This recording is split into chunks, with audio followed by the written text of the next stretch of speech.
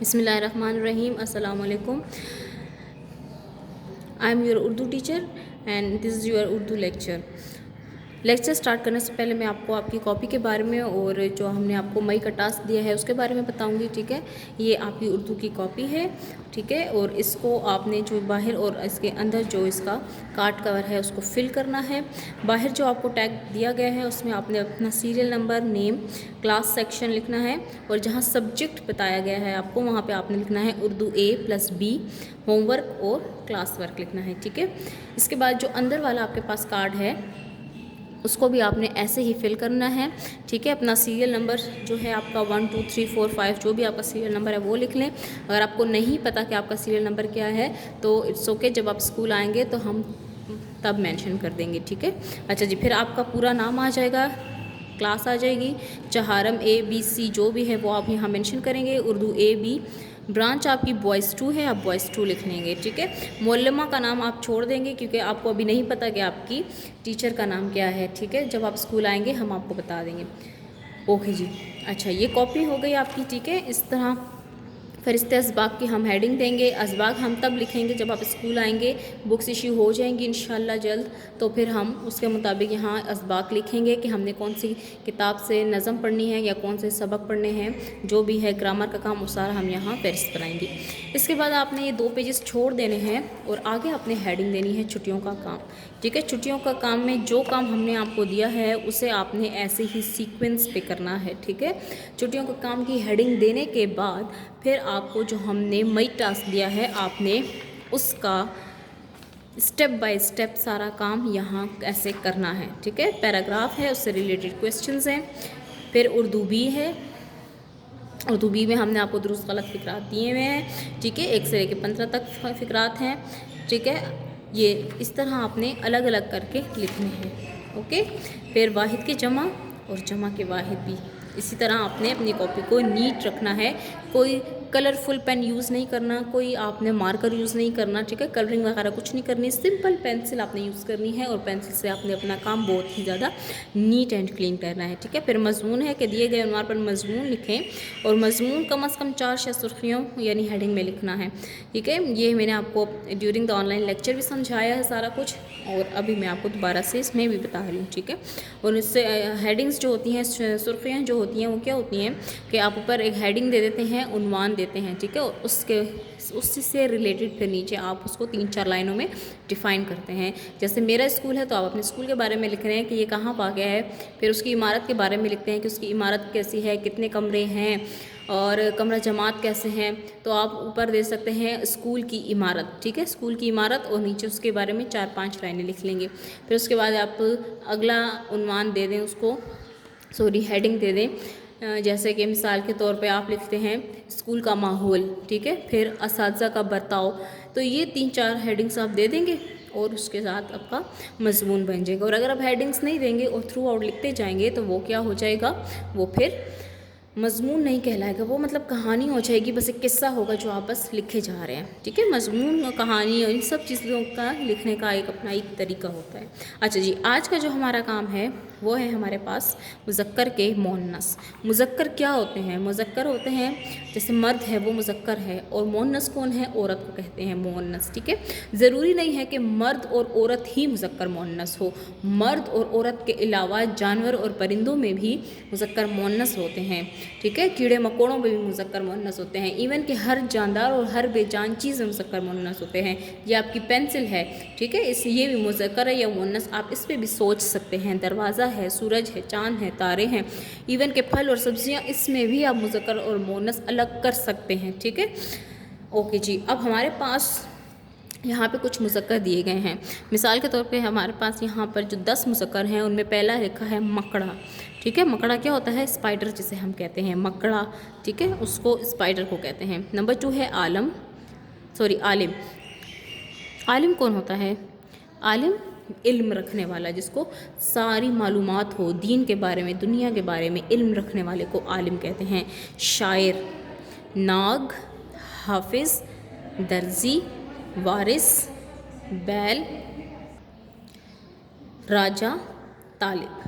ٹھیک ہے، یہ 10 ہمارے پاس مذکر ہے۔ اب ان کی مؤنث ہے اور وہ لکھنی کیسے ہے آپ دیکھ لیں۔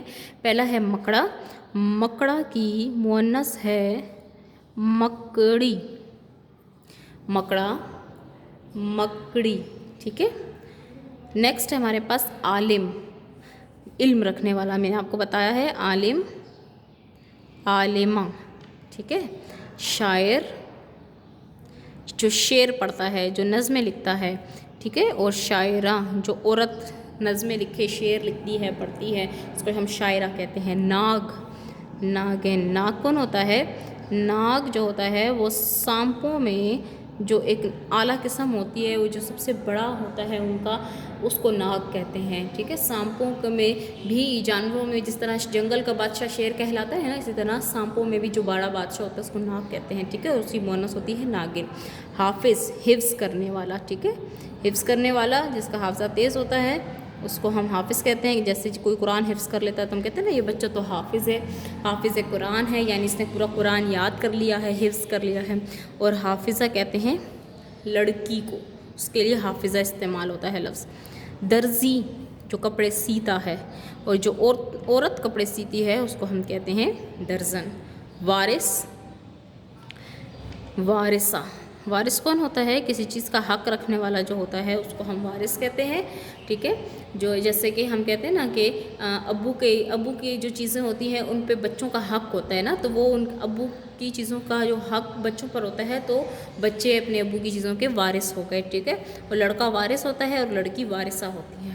بیل، بیل کیا ہوتا ہے؟ جو عید پر ہم لیتے ہیں، ٹھیک ہے، جس کے کمر کے اوپر ایک کوہان ہوتا ہے وہ بیل ہوتا ہے، اور جس کی کمر پہ کوہان نہیں ہوتا وہ گائے ہوتی ہے، ٹھیک ہے، وہ مؤنث ہوتی ہے۔ راجا، اور اس کی جو مؤنث ہوتی ہے وہ ہوتی ہے رانی، ٹھیک ہے۔ طالب، طالب کون ہوتا ہے؟ پڑھنے والا۔ آپ جیسے آپ ہیں، اسٹوڈنٹ کو طالب کہتے ہیں، اور جو لڑکی ہوتی ہے ہم اس کو کہتے ہیں طالبہ، ٹھیک ہے۔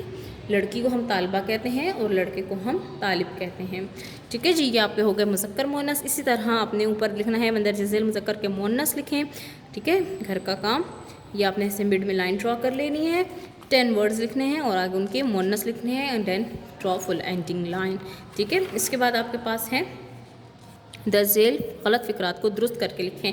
9 ہم نے کیے ہیں، نمبر 10 سے ہم کرتے ہیں۔ تم جھوٹ مارتے ہو، جھوٹ مارتے ہو، از دس کریکٹ؟ نو، تم جھوٹ بولتے ہو، جھوٹ کوئی چیز تو نہیں ہے جو ہم کسی کو ماریں گے، تو مارتے کی جگہ کیا آئے گا؟ بولتے۔ تم جھوٹ بولتے ہو۔ نیکسٹ ہے یہاں قلم پڑی تھی، پڑی تھی، قلم پڑی ہوتی ہے؟ نہیں، قلم تو ہوتا ہے، یہاں قلم پڑا تھا۔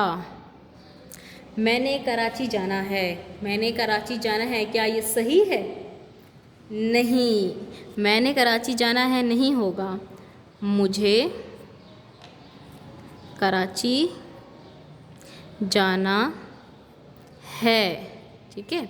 پھر ہے وہ میرا والد ہے، وہ میرا والد ہے، کیا یہ درست ہے؟ نہیں، گرامر کے لحاظ سے دیکھیں تو یہ بالکل بھی درست نہیں ہے، کیونکہ والد جو ہیں وہ ہمارے بزرگ ہوتے ہیں اور ادب سے بات کرتے ہیں ہم ان کے ساتھ، تو اس کو ہم درست کر لیں گے، وہ میرے والد ہیں، ٹھیک ہے۔ جمع کا صیغہ استعمال ہوتا ہے جب آپ کسی بزرگ، کسی بڑے کے بارے میں بات کرتے ہیں۔ یہ نیکی کر رہا ہے، یہ نیکی کر رہا ہے،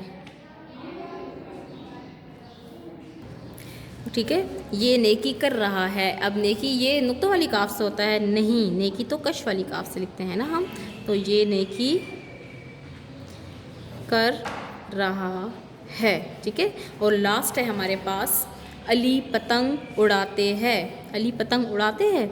نو، علی پتنگ اڑاتا ہے، ٹھیک ہے۔ تو آپ نے یہ کام اسی طرح اپنی کاپی میں نیٹ اینڈ کلین طریقے سے کرنا ہے، ٹھیک ہے۔ 5 ہی فقرات ہو گئے آپ کے پاس، ٹھیک ہے، اور 10 ہی آپ نے مذکر کے مؤنث جو ہیں وہ اپنی کاپی میں اسی طرح نیٹ طریقے سے مارجن لائن اور اینڈنگ لائن کے ساتھ کرنے ہیں، ٹھیک ہے۔